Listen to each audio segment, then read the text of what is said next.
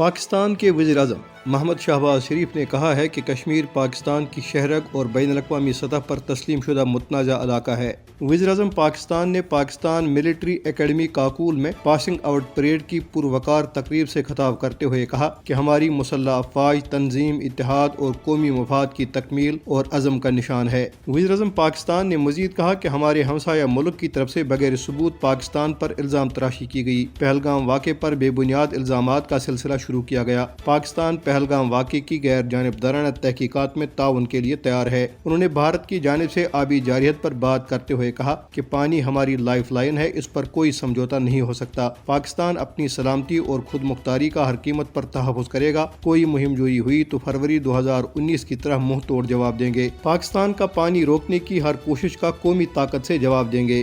بھارت کے غیر قانونی زیر قبضہ جموں کشمیر کے ضلع بانڈی پورہ میں بھارتی فوجیوں کے ہاتھوں ایک نوجوان کے دوران حراست قتل کے خلاف سینکڑوں لوگ احتجاج کے لیے سڑکوں پر نکل آئے۔ بھارتی فوجیوں نے الطاف لالی نامی نوجوان کو گھر سے گرفتاری کے بعد جمعے کے روز ضلع کے علاقے کولنار میں ایک جعلی مقابلے میں شہید کیا۔ الطاف کے بہیمانہ قتل کی خبر پھیلتے ہی اس کے آبائی علاقے اجس میں بڑی تعداد میں لوگوں نے شدید احتجاج اور واقعے میں ملوث اہلکاروں کے خلاف کارروائی کا مطالبہ کیا۔ بھارتی فورسز اہلکاروں نے مظاہرین کو منتشر کرنے کے لیے آنسو گیس کے گولے داغے اور گولیاں چلائی، جس سے کئی افراد زخمی ہو گئے۔ کل جماعتی حریت کانفرنس کے ترجمان عبدالرشید منہاس نے سری نگر میں جاری ایک بیان میں نوجوان کے ماورائے عدالت قتل کی شدید مذمت کرتے ہوئے کہا کہ بی جے پی کی بھارتی حکومت جعلی مقابلوں کے ذریعے کشمیریوں کو ایک ایک کر کے ختم کرنے کی سامراجی پالیسی پر عمل پیرا ہے۔